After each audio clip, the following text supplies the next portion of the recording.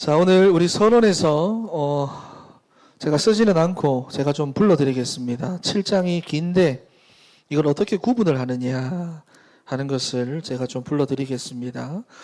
먼저 1절에서부터 4절까지 말씀을 보면은 느헤미야가 예루살렘 성벽을 지키기 위해서 사람을 세우는 장면이 나옵니다. 그게 1절에서부터 4절이고요. 그리고 이제 5절에서부터 명단이 쭉 나오는데 8절에서부터 24절까지 보면은 가문별 명단이 나옵니다. 주보에도 나오지요. 그리고 25절에서부터 38절까지는 지역별 명단이 나옵니다. 그리고 39절에서부터 45절까지는 제사장들과 레위인의 명단이 나오고요. 그리고 46절에서부터 60절까지는 느디님 사람들, 여러분 기억하시죠? 여호수아서 때. 그리고 솔로몬 시대 이방인 출신의 명단들이 이렇게 나옵니다. 그리고 61절에서부터 65절까지 말씀을 보면은 출신이 불분명한 사람들, 불분명한데 나는 레위인이다, 나는 제사장 지파 가문의 사람이다, 이렇게 주장하는 사람들, 이런 사람들이 61절에서부터 65절에 나오고, 그리고 70절에서부터 72절까지 보조한 사람, 그러니까 헌금한 사람들의 명단이 나옵니다. 자, 우리가 그래서 이 가문별 명단부터 72절까지 내용들은 1차 포로기한의 내용입니다. 우리 예전에 봤잖아요, 그죠? 봤잖아요. 그 1차 귀환자들의 명단이 오늘 다시 한번 소개되고 있습니다. 우리가 그 이유에 대해서 우리가 쭉 이제 살펴볼 건데, 자, 오늘 제목은 성문의 중요성입니다. 첫 번째로, 여러분 성벽의 성문을 열어두면 안 됩니다. 성문을 열어두면 안 됩니다. 우리 1절 말씀 다시 한번 읽어보겠습니다. 시작. 성벽이 건축됨에 문짝을 달고 문지기와 노래하는 자들과 레위 사람들을 세운 후에. 아멘. 자, 느헤미야 6장 1절. 우리 지난주에 봤을 때는 문짝을 달지 못한 때, 이것과는 대조적으로 문짝을 달았다는 것으로 7장은 시작합니다. 그러니까 지금까지 예루살렘이 얼마나 많은 약탈과 침략을 당해왔고 또 유혹과 시험에 노출이 되어 있었는지 성경을 보면은 황폐하다, 이런 말들이 굉장히 많이 나옵니다. 그래서 스룹바벨 때도 마찬가지고 학개와 스가랴 때도 마찬가지였고 그리고 에스라 때도 마찬가지였고 약탈되는 것을 막을 수가 없었다라는 거예요. 언제까지? 오늘 본문에 나오는 문짝을 달 때까지는 약탈을 막을 수가 없었다. 빼앗기는 것을 막을 수가 없었다. 여러분, 그래서 오늘 본문을 보시면은 문짝을 달고 문지기를 세웠다 하는 것입니다. 여러분, 이게 굉장히 중요한 내용입니다. 하나님의 은혜가 세워나갈 수 없고 약탈당하지 않도록 성문을 지키라는 거예요. 지켜라. 여러분, 그래서 느헤미야서가 말하는 내용이 무엇이냐? 지혜로운 성도와 지혜로운 교회는 하나님의 은혜를 지켜내고 그리고 지켜내야 하는 책임이 있지만, 분별이 없는 성도는 하나님의 은혜를 계속해서 약탈을 당한다라는 것이 바로 느헤미야서입니다. 여러분, 그러니 여러분 가정에게 주시는 하나님의 은혜를 지켜야 하는 책임이 부모 세대인 우리에게 있다는 것을 기억하시고 성벽을 건축하고 문짝을 달고 그 위에 문지기를 세우는 우리 사랑하는 진천의 성도 다 되시기를 바랍니다. 여러분, 만약에 그렇지를 못하면은 하나님의 은혜를 계속해서 약탈당합니다. 첫사랑을 약탈당하고 부르심의 소망을 약탈당하고 주신 사명을 약탈당하고 전도자의 삶을 약탈당하고, 그래서 결국은 그냥 종교인으로, 그냥 교회 다니는 사람으로 여러분 개인과 가정의 상태가 그렇게 황폐하게 돼버린다는 거예요. 여러분, 그래서 영적으로 여러분 가정에서 가장 역할을 하시는 분들에게 지켜야 하는 책임이 내게 있다. 여러분, 저를 따라서 고백합니다. 우리 가정에 하나님의 은혜를 지켜야 하는 책임이 내게 있다. 우리 교회에 복음을 지켜야 하는 책임이 내게 있다. 할렐루야. 우리에게는 지켜야 하는 책임이 있다는 것을 기억해야 됩니다. 여러분, 그래서 성문을 열려있다. 여러분이 열려있다라고 할 때 파타흐라는 단어입니다. 열다, 놓아주다, 자유롭게 하다, 포위되어 있는 상태에서 항복하다 이런 단어. 그래서 욥기서에 보면은 이 파타흐라고 하는 단어를 보고 헐다라는 말로도 씁니다. 여러분, 그러니까 대적들이 포위하고 있는 상태에서 자유롭고 무분별하게 열어놓은 상태를 말합니다. 그래서 스스로를 허무는 상태, 허는 상태. 여러분, 그래서 성벽을 아무리 다 쌓아 올렸다고 할지라도 문짝을 달지 않고 그냥 열려져 있으면 허물어지고 항복하게 된다. 세상의 풍조와 흐름 속에서 에라 뭐 모르겠다, 뭐 남들도 다 저렇게 사는데 뭐 나도 저렇게 살지, 그러면서 무분별하게 자유롭게 막 열어놓고 있으면 스스로 가정을 허물고 스스로 자녀들을 허물고 스스로 교회를 허물고, 여러분, 그리고 문제를 만나고 어려움 당할 때도 뭐냐, 문제를 향해서만 계속해서 열어놓고 있더라는 것입니다. 그러니 무너진다는 거예요. 그래서 오늘 본문 7장에 와서는 은혜를 지켜라, 복음을 지켜라, 첫사랑을 지켜라, 신앙을 지켜라, 믿음을 지켜라, 부르심의 소망을 지켜라. 왜냐하면은 약탈당하느냐 그렇지 않느냐에 의해서 열매는 완전히 달라진다는 거예요. 여러분, 그래서 성문을 닫읍시다. 할렐루야. 옆에 계신 분들에게 성문을 닫읍시다. 시작. 성문을 닫아야 됩니다. 하나님께서 우리에게 주신 달란트와 은혜가 새어나가지 않고 열매를 맺도록 성문을 닫아버려야 됩니다. 여러분, 대적들이요, 동서남북 사방에서 막 몰려옵니다. 북쪽은 무슨 문 했습니까?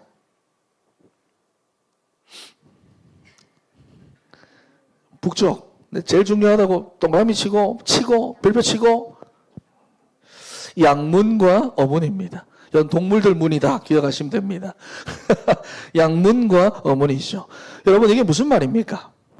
여러분이 복음에 집중하도록 주의 종인 담임 목사는 성도들에게 정확한 복음을 선포하고 그 말씀을 붙잡게 만들어서 하나님이 주시는 추수를 경험하게 해야 됩니다.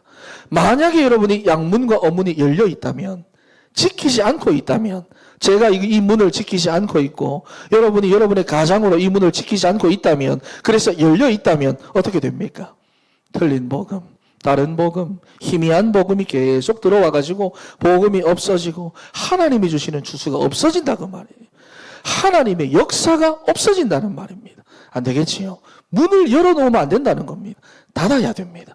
여러분, 그리고 또 골짜기 문이 열려 있으면 어떻게 됩니까? 골짜기 문. 대적들이 골짜기로 침투해서 우리가 험한 산과 골짜기로 다닐 때에 갑자기 막 사고를 당하고 막 사기를 당하고 질병이 우리 가운데 찾아왔을 때 우리의 그 골짜기 문이 열려 있다고 한다면은 낙심하고 낙담하고 흔들리고 쓰러지고 그럽니다. 그래서 골짜기 문을 잠가야 됩니다. 은혜가 빠져나가지 않도록. 험한 산과 골짜기를 다닐지라도 하나님이 주신 그 은혜가 내게 빠져나가지 않도록 그 문을 닫아놔야 한다고 말이에요. 여러분, 그리고 분문을 못 잠그면은 뭐지요? 신앙생활을 한다고 하면서도 원망, 불평, 염려, 불신앙 이런 것들만 가득하게 되고 내 입에서 그런 말들만 나오게 된다 그래요. 그러니까 약탈이 일어나는 거예요. 잃어버리는 겁니다. 여러분, 분문을 잠궈야 돼요. 그리고 또 수문입니다. 지속적으로 붙잡히는 하나님의 말씀이 내게 없어요. 그러니 말씀이 부족한 곳으로 계속해서 침투하는 겁니다. 그래서 물 없는 곳으로 사탄이 돌아다닌다고 그러잖아요. 수문을 잠그시기를 바랍니다. 여러분, 그러니까 우리가 성문에 문짝을 달아놓고 파수꾼을 세워가지고 여러분, 내가 지금 이 문들을 열어놓고 있지는 않는가? 분문을 열어놓고 있지는 않는가? 골짜기 문을 내가 열어놓고 있지는 않는가? 마문을 내가 열어놓고 있지는 않는가? 여러분, 문지기를 세워서 잠그시기를 바랍니다. 우리 한 번 더 옆에 계신 분들에게 성문을 잠급시다. 시작. 잠가야 돼요. 여러분, 그렇게 개인의 성문을 잠그고 가정의 성문을 잠그고 교회의 성문을 잠그고 뒤에 보면 나오지요. 지역의 성문까지 잠그고, 그래서 더 이상은 하나님의 은혜를 내가 약탈당하지 않고 신분과 권세를 약탈당하지 않고 빼앗기지 말고 여러분 잠궈라. 이게 바로 오늘 느헤미야의 이야기입니다. 잠궈라. 잠궈야 된다. 여러분, 그래서 마가복음 4장 말씀을 보니까 우리 마음의 성문을 잠그지 않고 있으니까 누가 날아옵니까? 말씀의 씨앗이 우리 마음 가운데 뿌려줘도 누가 날아와서 먹고 가버립니까? 새들이 와서 먹고 가버린다 그러잖아요. 잠궈야 합니다. 한 번 더 옆에 계신 분들에게 말합니다. 문짝을 달고 문지기를 세워서 시작. 문을 잠궈야 합니다. 여러분 문을 잠그시기를 바랍니다. 여러분 그래서 두 번째입니다. 성벽 공사를 하고 성문에 문짝을 달았던 것처럼 우리 신앙의 문짝을 여러분 든든하게 달아야 됩니다. 단단하게 달아놔야 됩니다. 여러분 그렇다면 우리 신앙의 문짝이 무엇입니까? 우리 신앙의 문짝이 무엇입니까? 오직 성경. 오직 예수 그리스도입니다. 성경은 그냥 하나님의 말씀인 성경, 그냥 성경, 그냥 그리스도라고 말하지 않아요. 오직 예수, 오직 성경. 그렇지요. 여러분 이 문짝을 딱 달아놔야 돼요. 여러분 그래서 바울처럼 나는 어떤 그리스도인인가? 나는 오직 성경 중심적인 그리스도인이다. 이 고백이 나와야 됩니다. 나는 어떤 신앙의 색깔을 가지고 신앙생활을 하느냐? 나는 오직 예수 그리스도의 신앙이다. 고백이 나와야 돼요. 여러분 이 신앙의 문짝을 여러분들이 제대로 달아놔야 됩니다. 그렇지 않으면은 우리가 여러분 막 이리저리 휘둘리고 이렇게 저렇게 방황하며 시간도 막 뺏기고 복음적인 만족은 전혀 없고 뭔가에 막 도취되어 가지고 신앙생활하는 것 같은, 그래서 막 말씀도 제대로 들어가지 않는 여러분 그런 잘못된 신앙생활을 할 가능성이 굉장히 큽니다. 그리고 실제로 이런 성도들이 많아요.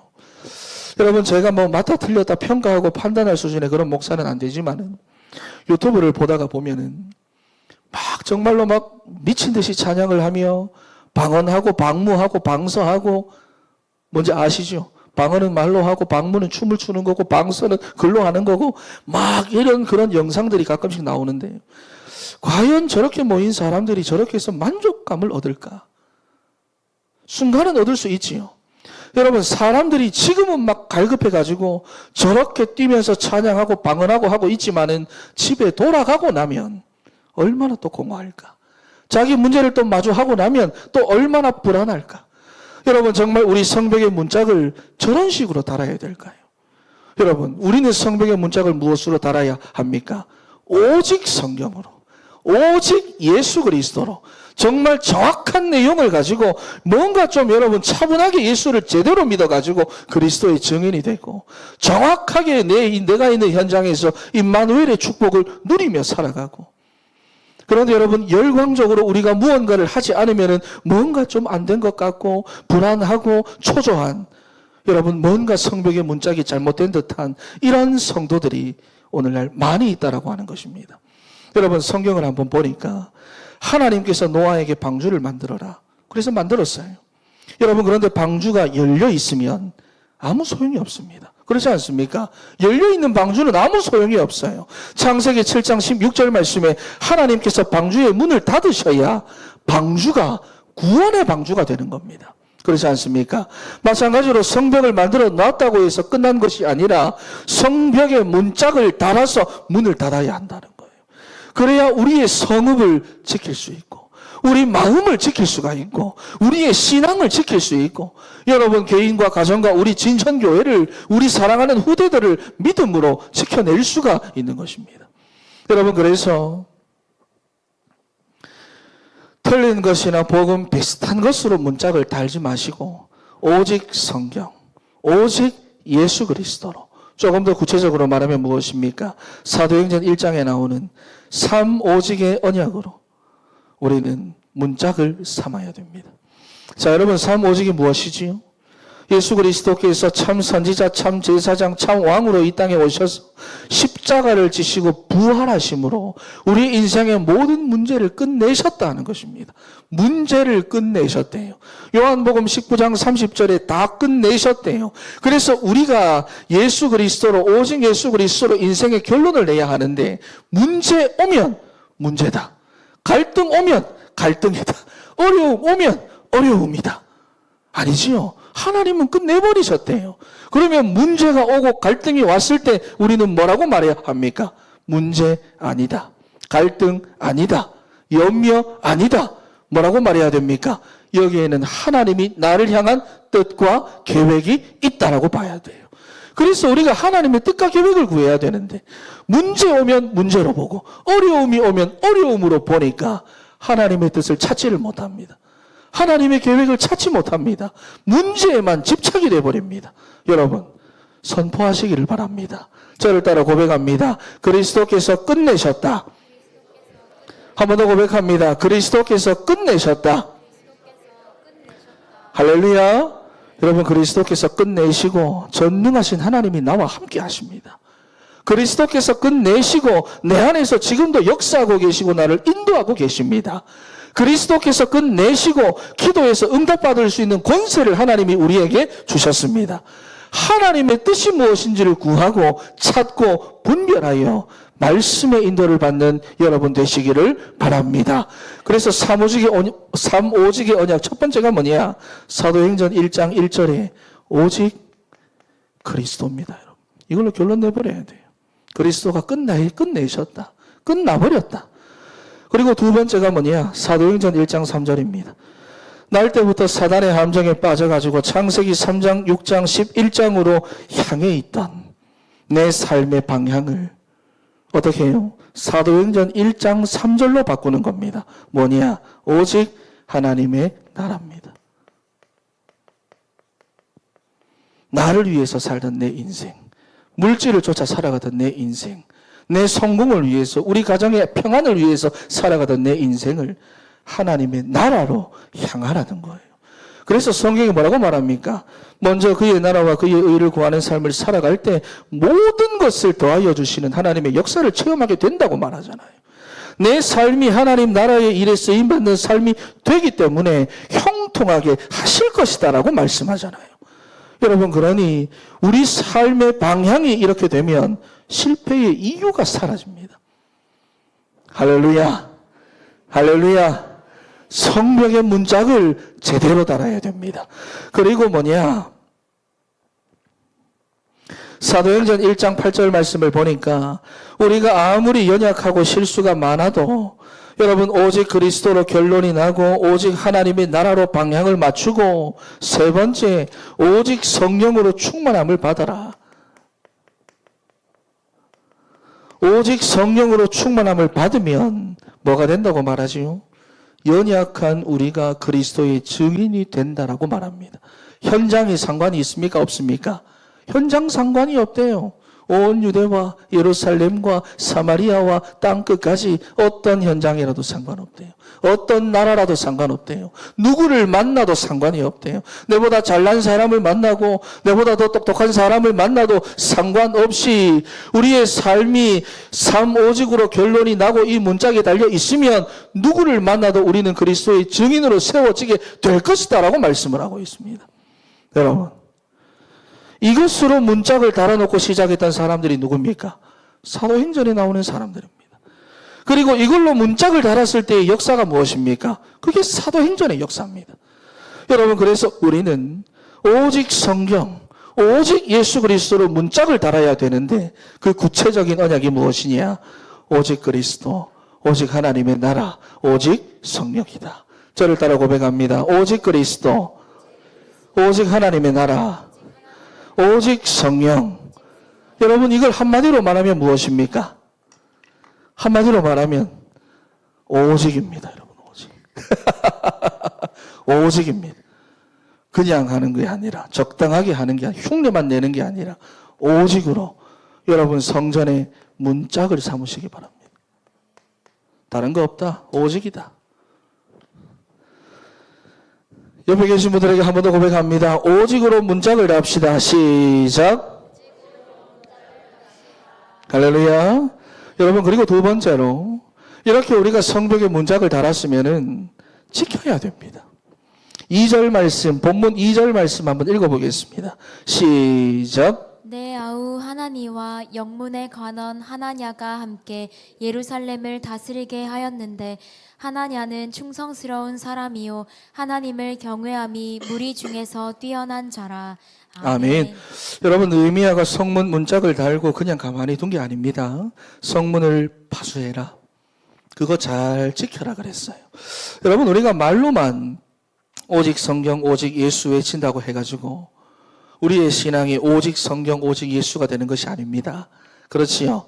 오직 성경, 오직 예수 그리스도를 우리가 외쳤으면은, 오직 성경을 정말 읽고 배우고 그 말씀을 따라 내가 순종하고 내 삶이 성경 중심, 말씀 중심, 복음 중심의 삶으로 연결이 되어져야 여러분의 신앙을 지키고 마음을 지키고 삶을 지켜내는 그런 믿음의 성도가 되어지는 것입니다.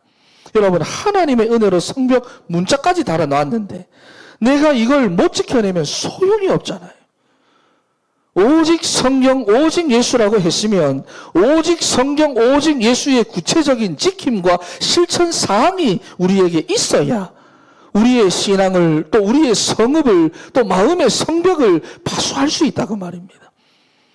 여러분, 그래서 묵상 노트를 통해서 날마다 메시지를 받고 실천 사항을 구체화시켜서 말씀을 적용해 나가시기를 바랍니다. 여러분, 그래서 본문 2절 말씀을 보니까 느헤미야가 누구를 세웁니까?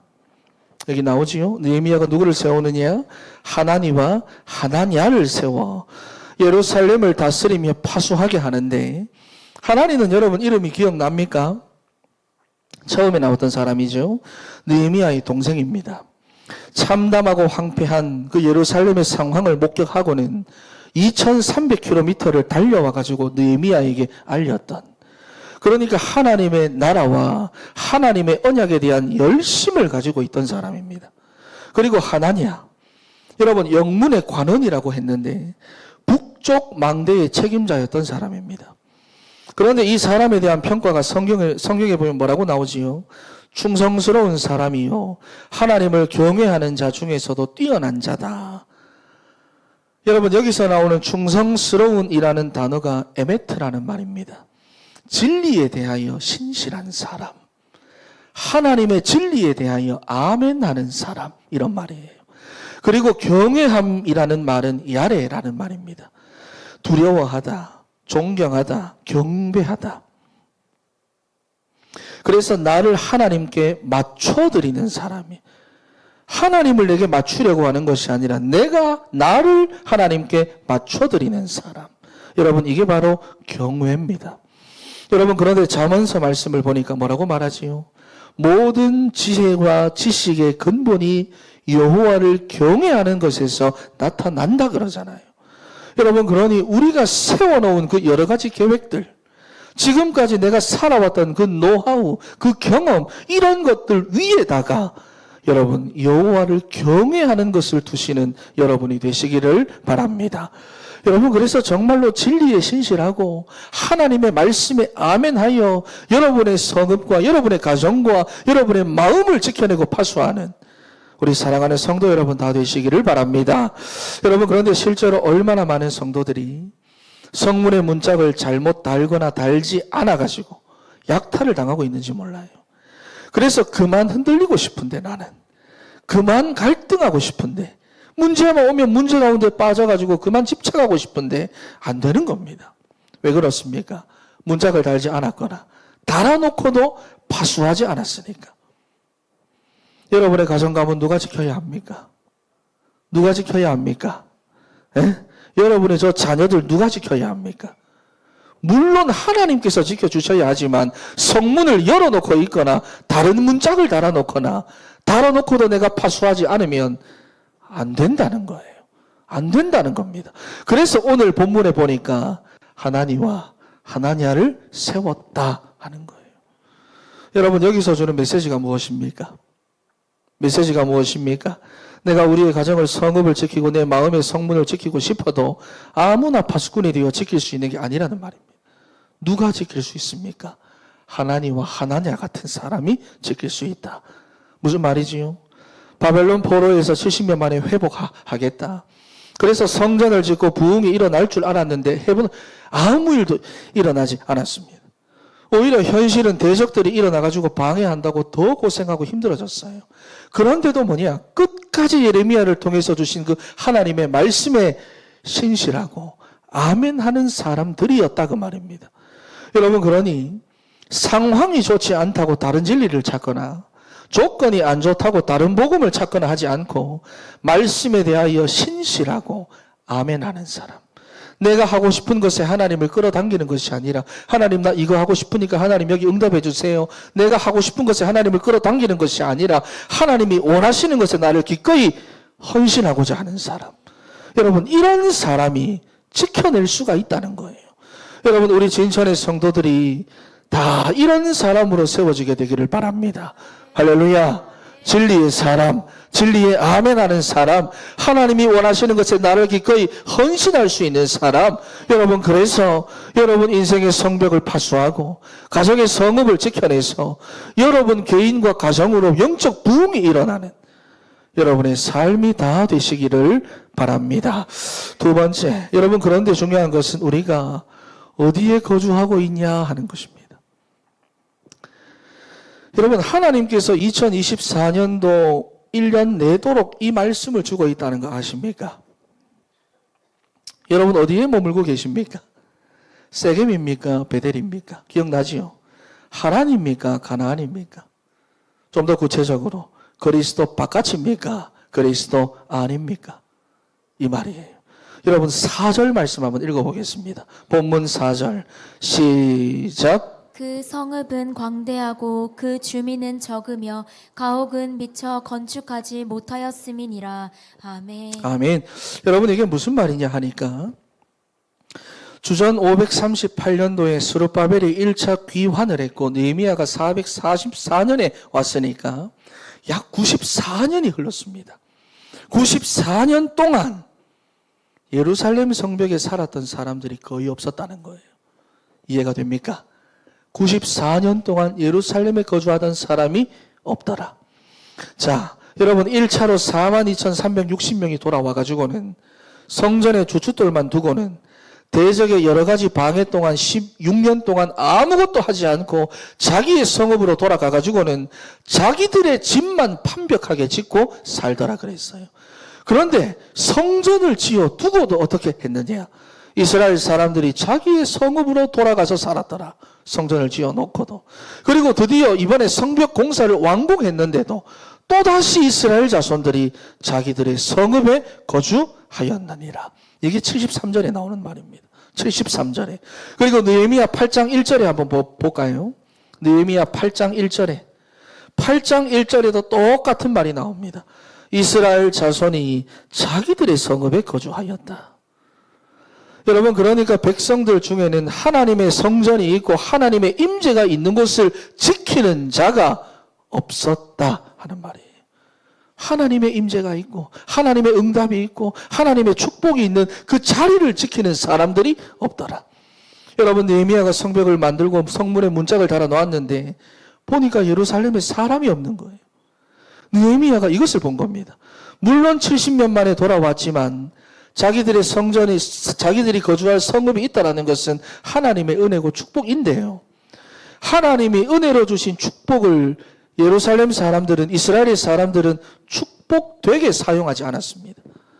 하나님의 응답을 응답으로 사용하지 않고 오히려 거기에 집착하며 살았다고 말해요.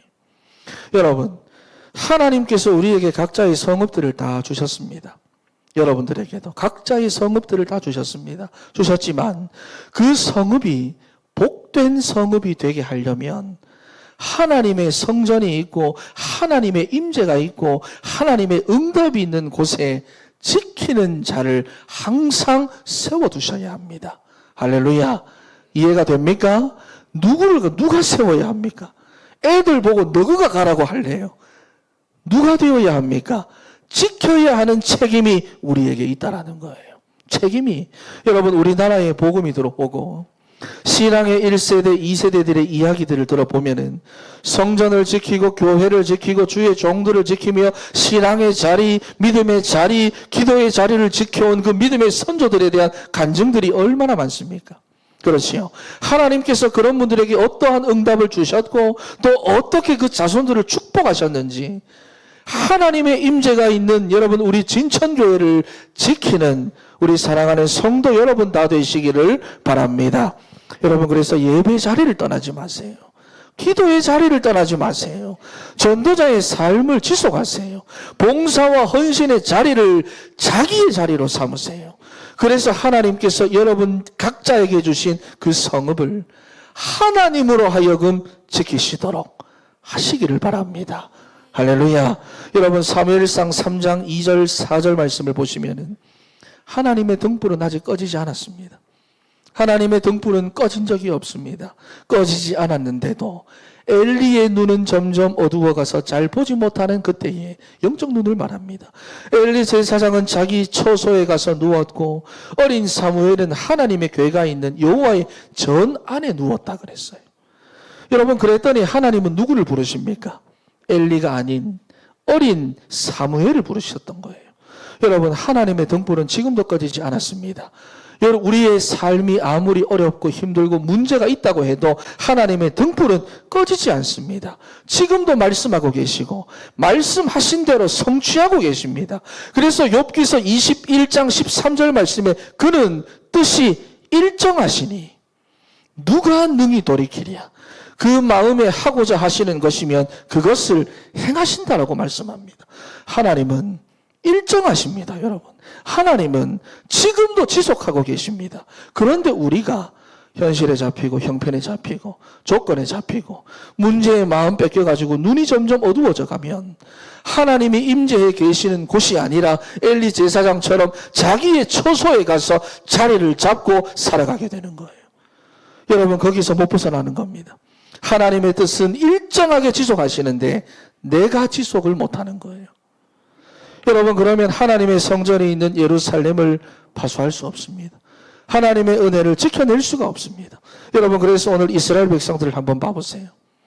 대적들의 방해와 여러 가지 문제들 속에서도 하나님의 은혜로 52일 만에 성벽을 완공했는데 뭐라고 말합니까? 곧바로 자기 처소로 돌아가고 싶어 한다라고 말하는 거예요. 아무도 지키려고 하지 않는다는 것입니다. 안 지키면 어떻게 됩니까? 또 빼앗기고 또 무너지고 또 허물어지고 또 짓밟히는 것입니다. 여러분 그런데 많은 사람들이 신앙생활 이런 식으로 합니다. 해놓고 지키지 않습니다. 해놓고 무언가 해놓고 빼앗기고 약탈당합니다. 과거 우리가 그냥 한번 생각을 해보면은 돌이켜보면 제사대학 과정을 마치고 와 끝났다 졸업했다 졸업해 받는 순간에 지키려고 하지 않습니다. 여러분 이것이 바로 뭐냐? 우리 인간의 근본 상태고 영적 상태고 회귀 본능이라는 거예요. 돌아가고 싶어 한다라는 것입니다.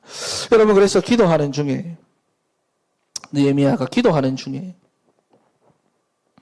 하나님께서 느헤미야의 마음에 감동을 주시는데 어떤 감동을 주시느냐? 인구조사를 해봐야겠다. 그래서 오늘 본문 5절에서부터 69절 말씀까지 보시면은 5절에 보니까 귀족들과 민장들과 백성들을 모아서 그 계보대로 인구를 등록하게 하는데 그러는 중에 하나님의 은혜로 발견되는 게 있습니다. 스룹바벨의 1차 귀환자들의 명단을 찾았다라는 거예요.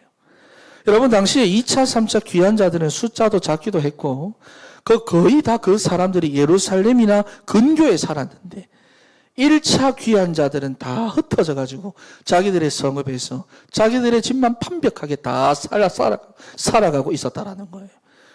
그런데 하나님의 감동으로 인구조사를 하던 중에 그 1차 귀환자들의 명단을 스룹바벨이 아니죠. 느헤미야가 얻었다는 것입니다. 여러분 그래서 하나님께서 원하시는 것이 무엇입니까? 왜 하나님께서 느헤미야에게 이런 감동을 주셔가지고 그 1차 귀환자들의 명단을 다 얻도록 하셨을까요? 하나님 원하시는 것이 무엇입니까?